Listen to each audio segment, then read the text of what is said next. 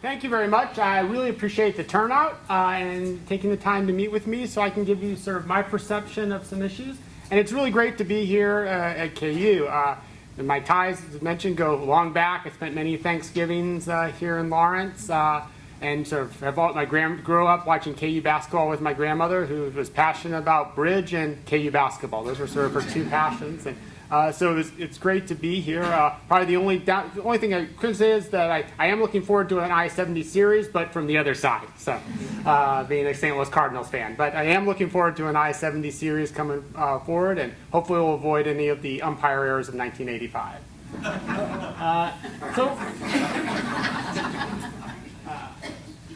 What I'm going to talk about today is sort of some of the challenges that we all know are facing liberal arts and sciences in the country, and particularly the liberal arts side of the equation. I would say that there is some differentiation, and that the challenges facing the humanities and social sciences and fine arts are a little different from some, but not all, of the natural sciences and mathematics side of the spectrum. And so I'm going to ask sort of some of the ideas of what they are and how KU will address them. So I think first off, we're starting off with an outstanding base. KU is an elite research institution, one of the premier institutions in the country. Near the start of, has been with a member of the AAU from near the very beginning, one of the first dozen members.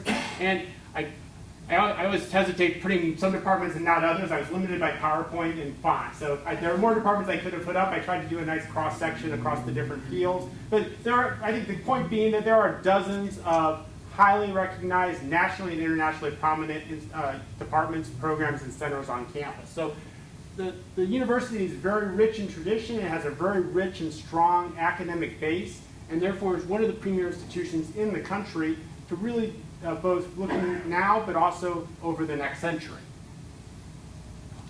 Now, there is this challenge facing liberal arts and sciences in the country, and it's one where I think there are really two options. And one option is this option of make do with less, and I think there's a tendency among all institutions, particularly the larger the institution gets, to fall into that category where you try to make do, but I think that is a recipe for just long-term decline. I think the trend line, we can debate whether the trend line is sharp or not, but the slope is going downward if the status quo remains. And so what's required is rethinking where the university of the 21st century will be within the current context. And I think one way to do that is through a very entrepreneurial, aggressive, and adaptive enterprise type of approach. And I'm going to go into a little more detail what I mean by that. And I think it always, while we're talking enterprise, which often is associated with business or companies in the private sector, it also can be associated with universities. And I think it's a different type of enterprise, and it's always one based in the idea that what makes a research university great is it's this very unique teaching and discovery organization, which isn't going to be efficient the way, say, a business is, in terms of the academic enterprise isn't sort of like making widgets. That is, it's something that inherently is somewhat inefficient, but it can be, you can still look at the overall university environment from an enterprise perspective, and I'm going to talk about just an example of that in a little bit, but with the goal of being more entrepreneurial and raising more funds that allows the university to continue to do the great things that it's already doing. Now, some of these numbers are clear in terms of the declining state support for universities throughout the country. The point of this slide is just to show something that we all know as a reality. That is, states are supporting research universities in the United States at a declining rate. So if we go back to 1987, 50% of revenue for the top 70 research universities in the country came from their state. In 2012, it was 30%. If we take the 10 KU Bold Aspirations peer institution, their numbers, 46% of their funding came from the state back in 87. 2012, it was 23%. Now, using the Chronicle of Higher Education data, KU is in 87 at 48%, very similar to where the other universities were in terms of right near the mean. 2012, Chronicle has it at 33%. If we look at the most recent 2014 data, it's down to 20%. Part of this is due to how it's calculated. But I think the overall point being that KU's situation is not unique among research universities, as it's very much in line with the mean result for research universities, including the peer institutions from Bold Aspirations. So this is a decline in state support that our universities are experiencing nationwide. Now this is a departure from what many consider to be the golden era of the U.S. research universities, post-World War II to roughly somewhere in the 70s. I don't think anybody has a very good cutoff date of when the golden age began to lose some of its luster. I think we know that it has lost its luster right now. Where between now and 1975 that really occurred is debatable. But what characterized that golden era was an expansion in state support. So states were heavily investing in research universities. California is a great example of that, where under Jerry Brown's father, you had these massive increases in state spending in the UCal system. We also saw expansions in federal support in terms of grants, in terms of research support, in terms of national resource centers. We saw student enrollment climbing. There were some valleys and peaks, but student enrollment by and large was increasing. And universities had a monopoly on education locally. That is, the research universities didn't have to really deal with much competition from outside of the state, or really for the United States from abroad. There was some competition abroad, but United States research universities were the dominant force globally.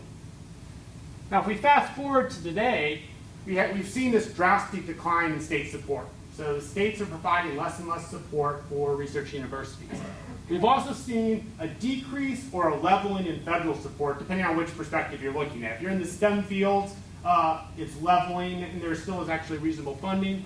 In the humanities, for some areas, for the humanities and social sciences, that's less the case. That is, you've seen a decline in federal funding. We've seen less robust enrollment growth. Some universities are level, some are dropping a little bit, but you can't count on enrollment growth anymore to bring you out of, to provide additional revenue. And likewise, there's tremendous pressure to stop raising tuition at the same rate that it's been raised in recent years. That is, one of the responses that many states have had to the decrease in state support have been to increase tuition, and that's hitting a breaking point. And I think there's a realization both politically, but also from an economic perspective, looking at students as consumers, that the amount being charged is about as high as it can be, and it can't be increased that much more without having either negative political repercussions or negative repercustions on enrollment. There's also increasing enrollment competition from a host of different groups. So we have online for-profit universities like the University of Phoenix. That's competing for enrollment growth. We also have large numbers of national and international research universities now offering courses online. And that's a real area of growth. It's an opportunity, but it's also a threat from a competition perspective. That is, you're having more and more people looking for your students online. You have MOOCs, which provide a different route towards education, which are challenging some of the traditional models. And you have universities abroad, which represent a dual threat for U.S. research universities. First, the more that China invests in its universities, the Gulf states invest in their universities, Europe invests in their universities, China, Europe, Gulf states, Singapore, the fewer students come from those countries and neighboring countries to the United States, and therefore that's one impact. And also they're becoming much more competitive on the research scale. That is, I'm embarrassed when I meet with my European friends sometimes, and they talk about all of the resources that the EU is providing for graduate student fellowships, for research projects, for collaborative projects, for research support. And I have to talk about how in political science with the National Science Foundation, it's virtually impossible for us to get grants. That is, we have to fit a narrow little, we have to be essentially aiding U.S. security or helping economic growth. And in the last cycle, one research project was awarded for all of political science that was actual research. There were some conferences ordered, but it's increasingly difficult in some areas. But the European countries, and Brazil is a good example as well, which is one I deal with a lot, is that we're bringing Brazilians, at least to the Rice campus, in droves. That is, and all are funded by the Brazilian government. That is, they're coming to Rice, everything paid for in terms of both tuition, but also room and board, and they're coming on postdocs. They're coming to do what the Brazilians tend to call sandwich years, where they do 2 years as part of their PhD, working in one of our labs. So the universities abroad are being very entrepreneurial as well. So they're also competition for the U.S. research university, both in terms of enrollment, but also in terms of intellectual capital, in terms of competing for producing the best ideas and the best research in the world. So, one way, shows my age going back to the 80s, so one way to think about the idea of one model of the university is to try to make do as is. This is called the conserver mode, and many bureaucracies tend to fall into this mode as an institution. They try to make do, they don't really want to change all that much, and they make marginal changes, and really all they're doing is declining. They're managing their decline, or in terms of Ghostbusters, they're choosing the form of the destructor. They're choosing, in the case of the state, in this case it's the State Puft Marshmallow Man, but by not changing and by resisting change, the universities are effectively declining. The other option is a more innovative speed and adaptation approach that focuses, for instance, uses an investment model or return on investment model as it seeks funding and seeks to justify all funding. And so this investment model is one way to sort of conceptualize the increasing revenue for a university, because clearly state support's declining. So it's important to ratchet up support, and one way to do it is to approach every ask or every request. And I do a lot of private donor, we tend to refer to it as an ask, where we're actually going to private donors and asking for money or for resources or for support for a project. But the idea is we're looking at it as a return on investment. What is the state getting of an investment? For instance, if it provides general purpose or targeted funds. If the state is providing funds for a specific program, what's the return? Is it a better educated population? Is it economic growth? Is it better social welfare? Is it establishing or providing international prestige for the state? What's the return? And you can do the same logic for a foundation if it provides a grant. For a corporation if it provides programmatic funding for a visualization lab, or for a research lab, or for a building. And it's the same for individual donor in terms of endowing a professor. What is the individual getting from that? And pretty much, at least dealing with most individual donors today, most individual donors have some type of agenda. There's something that they want to achieve. They have a passion. They have something they're interested in. Now, I think you have to always be careful that taking the money is that you have to, the unique thing about the academic institution is that it's an independent institution that provides an intellectual approach. It's not a spin machine that provides the answer that a donor wants. But you do need to know what the donor's passion is, what their interest is, in order to make the correct ask and to get the type of revenue and support that then you can use to effectively advance the university mission. And I'll go over some sources in a little bit, but really, I think in terms of making up this loss of state support, probably the best option, or at least the most viable option, is looking to multiple sources, but particularly individual donors. I'm sure you're all familiar with essentially your revenue source, but this is just sort of the idea that state appropriations have been decreasing now and are represent about 20%, tuition's another close to a quarter, but that individual gifts and other revenue are about 6%, a little higher if we sort of bring in the KU endowment, which isn't included there. So if we look at ways, I think one of the first things, and I think the dean's job is especially to raise more money for the institution, and that is to engage in entrepreneurial behavior, to look and to incentivize, support, and guide raising funds across a wide variety of sources. So one, of course, is state support. So here in Kansas in particular, I think the first thing to do is stop the decline. That is, if we look at sort of a figure here, it's just going down. So the first step is to make sure that that levels off, that that's sort of the minimal goal with the state. And primarily, I think via targeted requests, not broad requests, but targeted requests that will find a sympathetic audience within the legislature, getting that downward decline to level off and then start to increase a little bit. So that's one goal. How do you do that? Well, first, like I said, with targeted requests. That you don't ask for blanket money, you ask for things where you can identify the return on investment for the state legislature. You also need to, I think, engage in, and I'm sure a lot of this is already being done, but something that I would see myself doing is much broader leading public outreach. That is, establishing good relationships with key actors in the legislature, on appropriations, on higher ed, key members of different sub-caucuses. Establishing those relationships and then working with them to both protect the funding that exists and then obtain more funding. And I think that's one aspect of the state, that is stop the decline and try to reverse the decline via targeted requests. Federal support is also a priority. I think in one area there is we focus on the STEM areas, for instance. I had a conversation with people with political actors in Texas who are active in terms of the National Science Foundation, and while they are skeptical regarding the social sciences, they actually are very supportive of STEM areas, and there has been an increase in investment in STEM. And so it's working and identifying what areas within the college are most likely to obtain federal funding, and then working with them to make sure their applications are as strong as possible, via lab support, via staff, and also investing in areas where he already has a comparative advantage in some of the life sciences, for instance.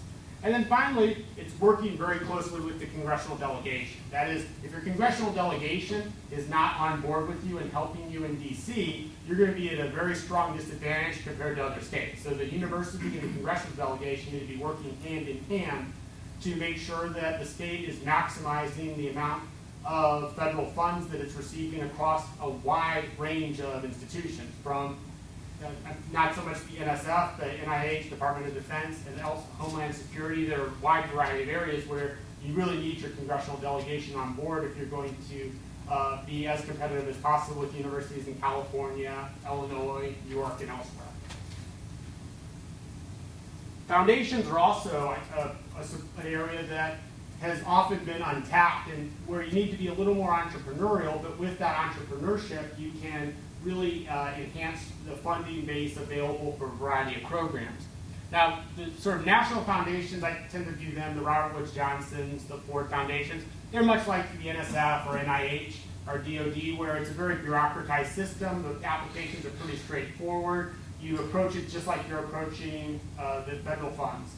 But I think where you also need to be focusing are regional foundations as well as family-run foundations, which really tend to operate much more like small donors, in that the key decision makers in those foundations often are one or two people. And so it's approaching those foundations just like you would approach a donor. That is, figuring out what they're interested in, and then matching what they're interested in with the priorities of the college and the expertise of the college, and then matching those pitches together to maximize the amount of funds you get from those foundations, which are increasingly, I think, large actors, because what we've seen a lot of families do is in the past, in people's wills, they used to leave the money to a university. What's increasingly popular among many people these days is that they create a family foundation that then is run by their children or grandchildren or others, and so the money is still there, but instead of coming in one lump sum and with relatively high levels of flexibility on how it's used, it has to be approached in a much more targeted and much more continuous relationship. But I think over time, if you can establish these types of relationships with these family-run foundations, they're a very strong potential source of resources across a wide variety of fields. At Rice, we've had tremendous success in the arts and humanities with these types of family-run foundations, in terms of buildings, in terms of opera house, things like along those lines. Another final group to focus on, or penultimate group, are corporations. Both here in Kansas, I know that this is already being done quite a bit in geology and some other areas where find areas that are of interest to local corporations and they view as in their long-term best interest and maximize direct contact with them. I mean, where we at Rice have had the most success with corporations is generally in programmatic giving, sort of there tends to be less endowment-related giving just because of the nature of their funding mechanisms. But there's quite a bit of support for specific conferences, research projects, visualization labs, and the like that are available via programmatic gifts. And you want to make the corporations and other groups realize that this is not just an investment. It's not a charitable investment only. It's something that helps their bottom line. That's in their best interest. That it's in the state's best interest in terms of economic growth. At the same time, there needs to be more revenue generation by the actual school or in college. And so online, I didn't have the BA. I lost my BA. I think I deleted it. I don't know where it was. There should be a BA programs online there as well. But essentially, a whole host of online campuses. There need to be, I think, there's a real potential for MA programs both on campus and online, as well as doing more of the undergraduate curriculum online. Working with the State Department in terms of very actively pursuing RFPs for various training organizations and workshops that the State Department, USAID tend to do is a great source of resources. Establishing MOUs with foreign governments and for training programs.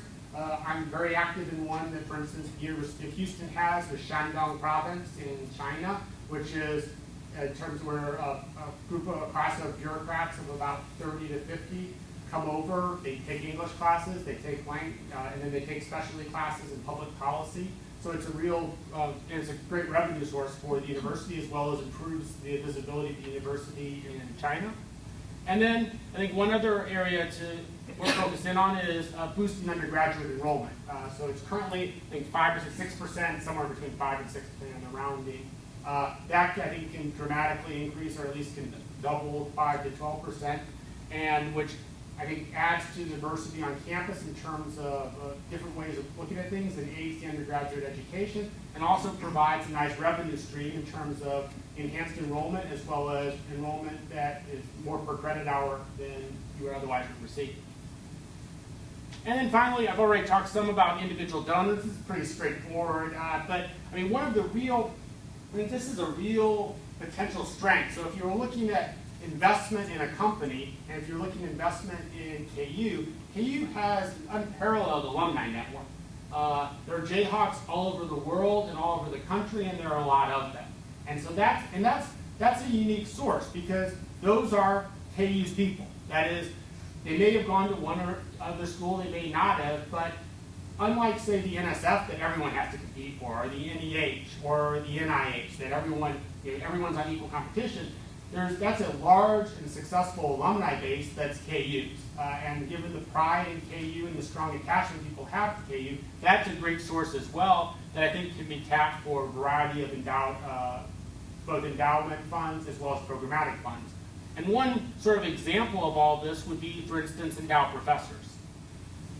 Now, endowed professors, I don't think I need to probably explain the value of an endowed professorship, so I'll go real quickly, but it's a great way for retention, and it's a great tool for recruitment.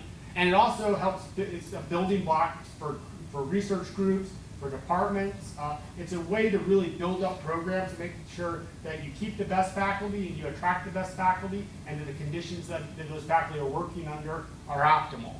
And then, there are a whole host of models out there in terms of what you can do with them. Sort of at the basic level, you just take a traditional full professor salary and you look at the endowment as a top of that, either in terms of salary or research support. And you can take that to the sort of almost max, where it's the full salary, both the base salary as well as the top up, but also with a large research or RA budget or lab support. And these are great tools, I think, to both recruit as well as retain. And I did just some basic sort of research on sort of the number of endowed professorships, and looked at sort of two of the aspirational, our peers in bold aspirations, so Indiana University and University of Virginia, in terms of the named professors. And I think there's a lot of room for KU to increase the number of named professors compared to IU and University of Virginia. I know that the foundation professors, that number is increasing this year, even as we speak today and tomorrow. But I think with the red numbers, I think to focus in on, in terms of those are the numbers that I think where there's a real potential for this, and that can be used to then retain faculty as well as recruit, and to improve the research profile and maintain the research profile of the most productive departments.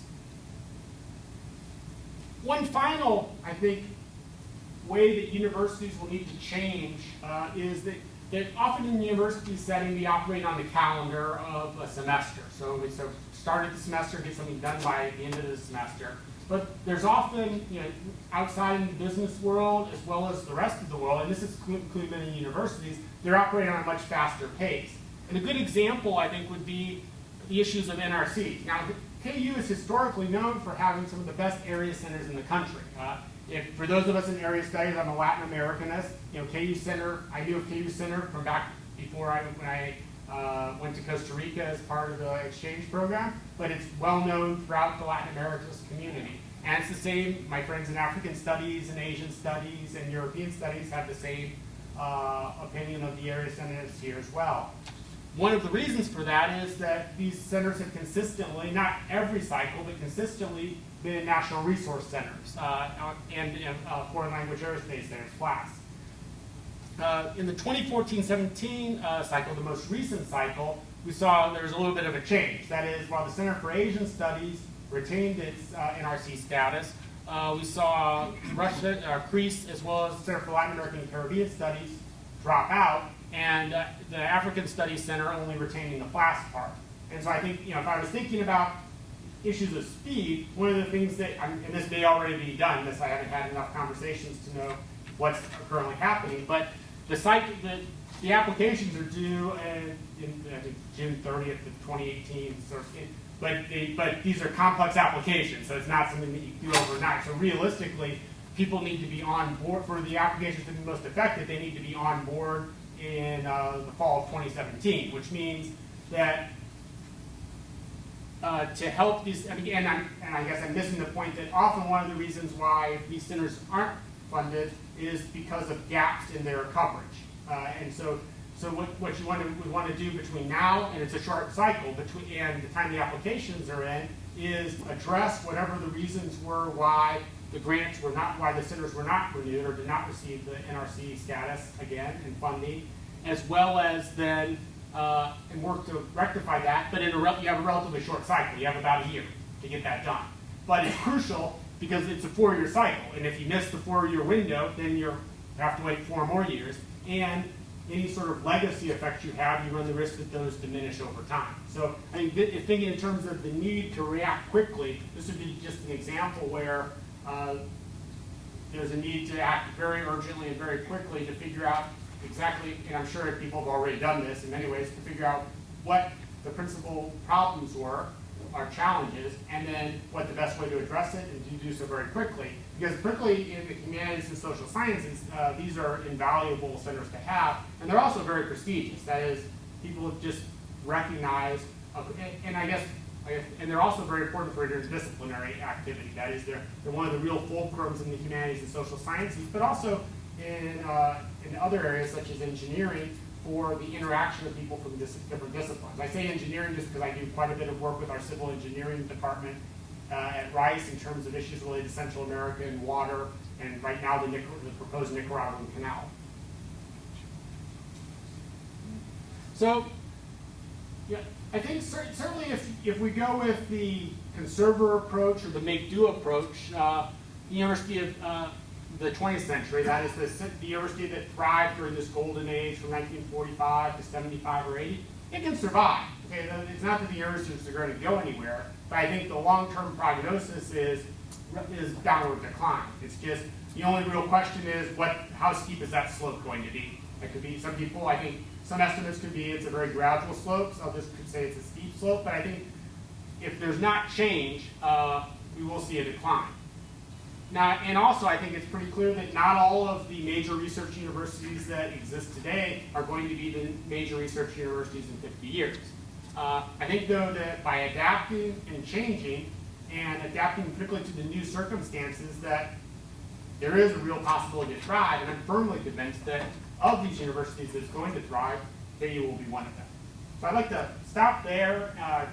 Tried to time it myself at a half hour, pretty much made it. So I will take questions that you might have, and I'd also be interested, I have my thoughts about what some of the challenges are, but I would really be interested in what you think the challenges are, and particularly what challenges you think are unique to individual units and departments, and which challenges are shared by the entire college or the entire university.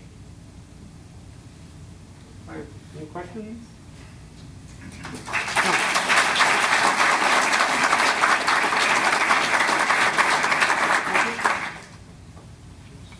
Yes. I have a question. You used the metaphor of investments. Right. And the past week or so has taught us, that there are corrections from time to time on those investments, and some are pretty hard. A good portfolio has reliable bond funds, but also a few high-risk venture capital investments. What would you identify as those reliable bond funds in terms of what the university does? Right. And what would you identify as the high-risk venture capital enterprises that one takes chances on? Well, I think it's a good question. I think in terms of the reliable ones, I think we look at the departments that are already nationally ranked and have already obtained that level of prestige and revenue generation, not even revenue, the nationally ranked departments and the ones that have international and national prestige, those are your safe bets. That is, you know that if you invest in those departments and they continue to do the great things they've been doing, which have allowed them to have this national reputation, they're going to succeed. Or at least it's a safe bet. I mean, even with the safe portfolio, every once in a while, there's an Enron or something, or Enron would be a good example because that's never probably safe. But there's always the safe stock that fails. But by and large, I think those are your safe bets. I think the riskier ventures are probably the ones that would be in some of the life sciences that require a really high or a strong or high amount of investment in terms of capital. If it's a new building, if it's labs, if it's building up research teams, where the goal is that if you build up that capacity, that you'll be able to obtain grants from more grants from the federal government, that you'll be able to obtain more foundation support and more corporate support. So that would be, it's riskier that because it's a larger investment, but it has high potential payoffs. Of course, if the team doesn't work well, or if the federal government dramatically changes in terms of its priorities, then the payoff wouldn't be expected. But I would view those as they're risky in terms of it's a large amount of money with a somewhat uncertain payoff, but the payoff itself is potentially quite large. Yes? Three sort of interrelated questions. The first is you didn't talk about the ethical responsibility of the university in terms of its larger mandate. So, for example, you talked about raising funds, but there are a lot of scientists who wind up having their scientific findings compromised, or geologists compromised because of the need for corporate money. The same would be for politicians at the state level. One could say, yes, I need to get close to the state politicians, and does that mean I have to join the Republican Party in Kansas? I mean, that's a fair question. So I want to know, as a dean of the largest college, what's the kind of great ethical demand that you see coming out of, and not just the kind of managerial, but the great ethical questions that you see that you would bring to the people of Kansas as dean? Yeah, well, that's a great question, and certainly when we're talking about the revenue raising, always there is the fundamental principle that can't be violated, that the university is an independent and autonomous organization, and that the results that it's providing, the analysis it's providing, are based on the scientific method and academic principles. And so if there is funding provided for something, the results follow whatever way they may. That is, and if people aren't willing to fund that, then you reject the funding. That's unconditional. If you compromise that, you compromise the integrity of the entire university and entire enterprise. So that's really, you always have to go in with that very clear. At Rice, as a private university, we're very entrepreneurial, but we always are seeking money, but it's with the very clear upfront position that we're going to give you the results that we find, not the results you want to find. And if those results are adverse for your interest, that's just the way it is. So that was the first. So I guess there's that. That's I think of just a fundamental premise you can't violate. And in terms of broader ethics, I think you need to provide in terms of what was the second part? So what, as a college, you're the head of the state. Suppose you're the head of the college. What are you proposing as a titular figurehead of the head of the college? are you proposing to bring to the people of Kansas? So why should they invest in the university? What would be the argument that you as dean would make with them? Well, I think first is you can't have a modern economy, an economy that's going to thrive in competition with other states without a top-tier research university. Research universities are the engine for economic growth and for technological investment, but they're also engines for investments. That is, companies are not going to want to invest in states, and we see this in many states where higher education is falling apart and where they view they're going to have trouble bringing their qualified employees and recruiting people to come to that jurisdiction. So I think that's one clear argument. I also think in terms of maintaining a high-quality, top-tier university and the benefits it provides to the undergraduate population in particular is of fundamental importance. That is, KU is the top university in Kansas. It's the premier place for the state's best students to go who want to stay in state, and therefore the state as a dean, you ethically have the responsibility to maintain the highest standards possible and the highest quality possible, which often I think means, in some cases, some change if needed, to make sure that you're able to have for Kansans in 50 years the same quality institution that they have right now. I think in terms of ethics, you would compromise those if you sort of just let the ship slowly sink, which institutionally would be you could do, but I think you're really, if you're looking at for the future generations, that's a commitment that one needs to make. Also, I think one other area of ethics that for me is very important is the ethics of doctoral education. I think you need to look at, and this is somewhat controversial, but I think you need to look at every doctoral program and see, is the doctoral program providing the career opportunities that its doctoral students come in believing that they have? And is it meeting those goals? Because doctoral students in particular are investing between 5 and 7 years in a program. And so we need to make sure that all doctoral programs are providing those students with the career paths that they believe that they're going to have when they come into the program. And oftentimes, I think in the broader discipline of universities nationwide, there's a tendency to not consider the ethical commitment that we have to graduate students in particular in terms of ensuring that when they come into a program that when they leave the program, they have an opportunity for the careers that they believe they had when they arrived. That doesn't mean that everybody's going to be promised a job, but I think they do need to be competitive for those jobs and at least satisfied that they had the right chances and right opportunities to obtain them. Yes? Really appreciate your focus on investment and trying to figure out how to finance a university at a difficult time. Your job would be to be the dean of the college. And I haven't heard you really hone in yet on perhaps one of the critical issues. This is a college that, at least in half, is seeing declining enrollments and perhaps some pressure from other parts of the university. What's your elevator pitch as to why the College of Liberal Arts in particular, leaving out some of the sciences, is still a worthy place to invest money? And what would you tell people in that 30-second elevator pitch? Well, I think when we look at millennials today, very few millennials expect to be in the same job for 40 or 50 years. That is, the days of going into one corporation or one job for a long period of time, those are most millennials don't look at their career pathway that way, nor do actually people outside of the millennial range. I think anybody who thought that has probably been disabused of it by being laid off or furloughed from their institution.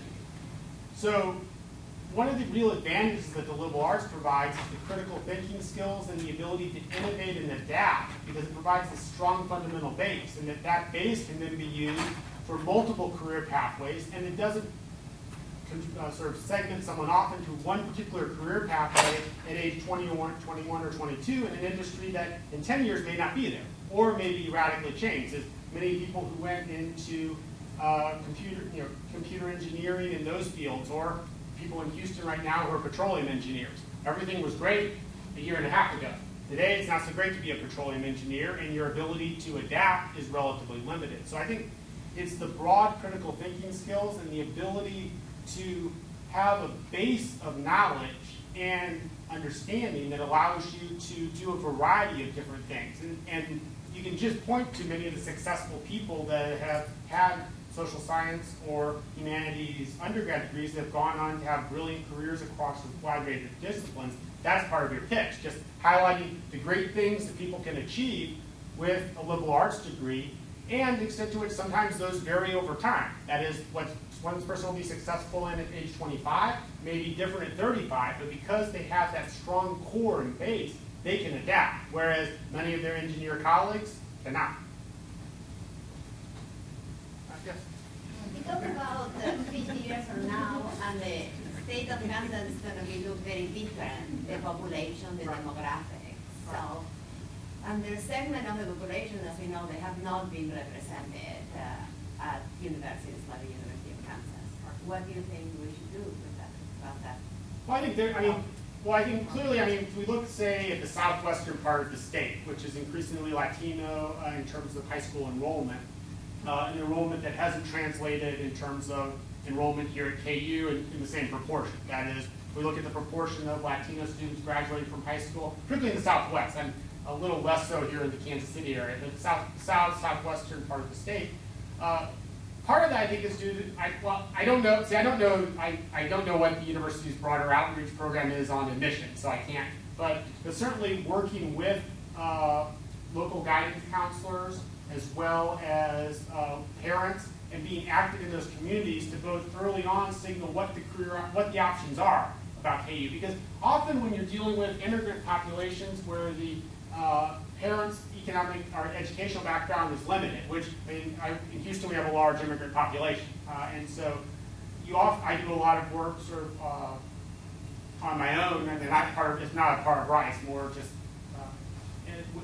in terms of providing guidance for students. And what you realize is the very limited understanding that they and their parents have of higher education in general. That is, that just because since no one in the family has gone to college, really often graduated high school, and they don't really understand it very well, and at the same time the public schools, being chronically underfunded, have limited to no guidance counseling. In Houston we have high schools that have 600 students in the graduating class that have one guidance counselor. And that's not a good recipe for students who are seeking higher education. So I think an outreach effort to those communities early on at the 9th, 10th grade level to make sure that the students are taking the right courses that they need in order to get into college. One other way that a lot of universities adapt to that problem is utilizing current undergraduates and having them take part as part of an outreach effort where you aid students in terms of application processes, in terms of courses, in terms of that they need to graduate in terms of a core curriculum. And so I think it's a really active outreach effort. But certainly I think if we look at Kansas and we say what's the most glaring gap between the demographics of graduating seniors and high school students and the KU population, it's the disparity in the number of Hispanics who are graduating from high schools and the number of Hispanics who are enrolled at KU. Can I follow up on that question? I mean, you're at Rice, and it's in Texas, and you're still there. When one goes to the Rice homepage, it looks pretty white, just like KU. But yet the United States is browning, and you, as the dean of the college, what would you propose to do to brown the faculty more, just like the demographics of the United States is changing? Well, clearly that's a important goal. I think that's where a lot of the fundraising comes into account. That is, you need resources to compete for the best faculty, and so you need to have, I think, a strong policy of encouraging diversity in all searches. I'm not familiar with the current policies here. So at Rice? At Rice, when I look on the webpage, it doesn't look too diverse at all. right. Rice has a problem of what I would call a scene that it hired a lot of people in the 80s where it was not focused at all on diversity, and over time has been better at diversity over the past decade, but is replacing a relatively small number of people. But no, certainly Rice has a long way to go as well. The talk that you got here is mostly about the research part, and it made me wonder, what's the relationship of the college dean to the vice provost for research? it seems like a lot of these things require their help or cooperation. Well, certainly, I mean, that would be, Dean at this level works closely with all of the VPs and particularly with development to implement this type of approach. It has to be done in coordination, particularly in terms of a lot of development focus. Everything needs to be done in coordination because you can't be stepping over yourself for donors. Someone has to be at the top determining which donors are open and which are not. One of the roles of the dean is being a lobbyist for the college in the competition for both donors but also research support.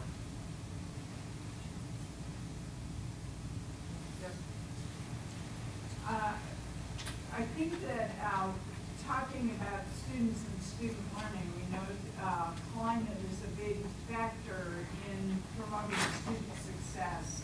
What are your thoughts about creating a climate to foster that success? Well, certainly students learn when it's in a conducive environment, so that would be something you would want to do. I think it's also, when you're thinking about the climate, thinking about an interdisciplinary climate that appeals to students in terms of the content. That is, in terms of, we can look at climate for several different perspectives, but one is looking at students' demand. That is, what are the types of courses that students are interested in taking? And often those will not be the courses that have been offered in the past. And so it's trying to think in terms of the overall learning climate, what types of majors, what types of content within those majors are most conducive and most received with greatest level of receptivity by the student. So, I mean, that's how I think one way to focus on it is sort of looking at it from the student's perspective and seeing what aspects of the curriculum are important for them. I think I would need to know more about the individual students and the challenges they're facing and what I assume that there's surveys that are done of both graduating seniors as well as students on a random basis just to get their satisfaction, sort of like a consumer satisfaction type survey. That I would want to know the results of I would try, if those don't exist, I would want to implement those. But I think first I'd have to know what the potential climate issues are. That is, what climate issues are seen as a problem by students, what climate issues are not seen as a problem, and then I would address it with those sorts of data on hand. But absent that, I wouldn't know. That would be at least my first starting point. I would need to understand what the current climate is, what the potential issues and challenges are, and then based on that, develop a plan to address them. You mentioned Crow before, and I was just wondering how much you see him as a person to emulate, and how much do you think that the department structure at the college especially is anachronistic and should be changed? Okay, well, I met Michael Crow as the president of Arizona State, and I think he's at one far end of the continuum regarding the next of where universities should be going. I think there are a couple of things. So one thing with Crow is that, and I think this is very important when we're thinking about KU, is that he's very focused on treating every university unique and within a different context. And so part of the adaptation and the enterprise function depends on your specific context. He's in a large urban area with the goal of being with a rival down in Tucson for sort of the tier 1 status. So his model may be a little different than here. Now going to the departments, I mean, I tend to be I'm a strong supporter of interdisciplinary work. And I think one of the great things about the college is by having so many diverse departments together, you can actually foster this interdisciplinary work in a way that's not possible at other institutions where the natural sciences are separated from the social sciences, which are separated from the humanities. So I think that's a real strength of the college format, is that it's under one dean, which then I think makes this interdisciplinary work a lot easier than if you have competing deans and competing colleges. I think while the departments are still the home and they need to be maintained in part because the national discipline still thinks very much in terms of departments. That is, people identify in the economics discipline with economics or in history with history.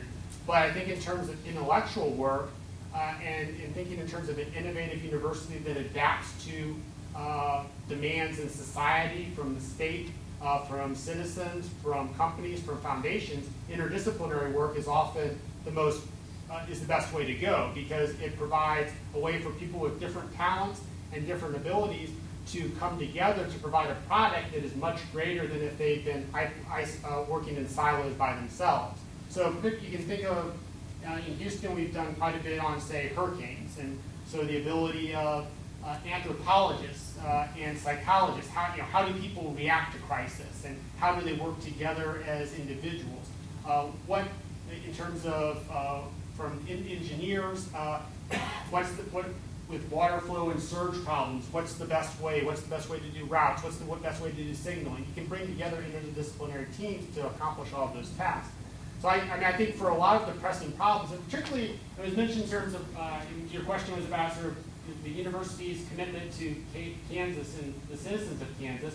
One way, ethically, I think, is that providing citizens with real public policy solutions. That is taking a lot of the great ideas from the world of ideas here in the university and putting them in the world of action. That is taking them out into society where they have a real impact on lives. And that could be on pollution in neighborhoods and the impact on children. It could be on different ways to educate the population on transportation.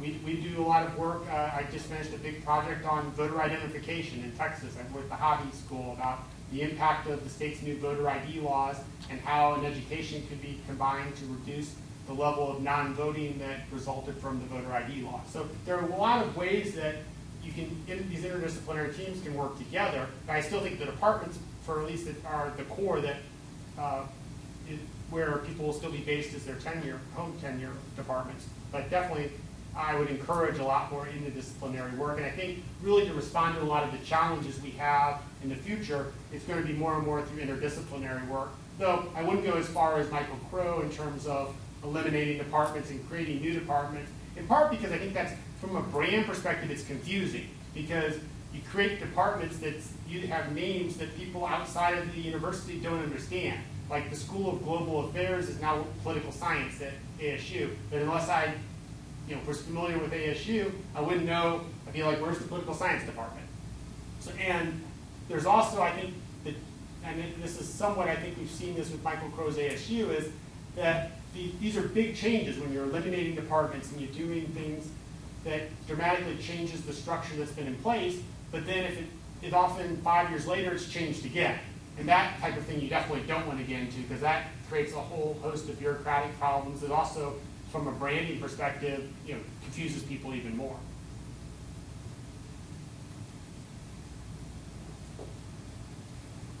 Yes. You mentioned how one of the most important seminal experiences in your own life was study abroad in Costa Rica. Right. And just this morning on NPR, there was a wonderful story about students studying abroad in Europe, and in particular about how international universities are now competing price-wise with universities in the U.S. And the opportunity that represents for underrepresented students who may be economically disadvantaged or from those populations that typically don't take advantage of study abroad. I was wondering if you could speak to the study abroad experience and the international experience of within liberal arts, and how one can be entrepreneurial about that in the world, taking advantage perhaps of some of these cost differentials. Well, I think study abroad, for me at least, was a pivotal experience in terms of my passion for Latin America, my desire to study Latin America and work in Latin America was profoundly affected by the 7 months I spent as part of the KU program in Costa Rica. And I think it's a great experience, and I think it's one that, for like endowments, it's actually a good, that's like if you're, I think that the university should definitely be, and I don't know, because I know the study abroad is outside of the college a little bit, so I'm a little unclear about the lines of the role of the dean in study abroad in terms of things like funding, but certainly you would want to encourage as much funding as possible for endowed scholarships for study abroad so that as many students can go abroad as possible. And likewise, you, in many ways, one route is to charge the normal tuition fee for credits, But then if you're able to have lower costs at the actual university you go to, like you were mentioning, then you pull that money back and use it to fund scholarships so even more students can go. I think one other way to approach study abroad is, the ideal study abroad, I think, is a year or semester. But that, for some people, is not feasible for a host of, it could be family reasons, it could be financial, it could be intimidation by the idea of going abroad, it could be curriculum. That tends to be more on the STEM side, but I think some of the natural sciences have that as well. As when you have a set curriculum where you need to take certain courses in certain years, that often discourages people from going abroad. I think an intermediate method is to have different types of study abroad. So you could have week-longs, month-longs, one in the summer for like from a May 15 to June 15. And those I think are great programs in two ways. First, for those people who won't have another experience studying abroad, it provides an experience.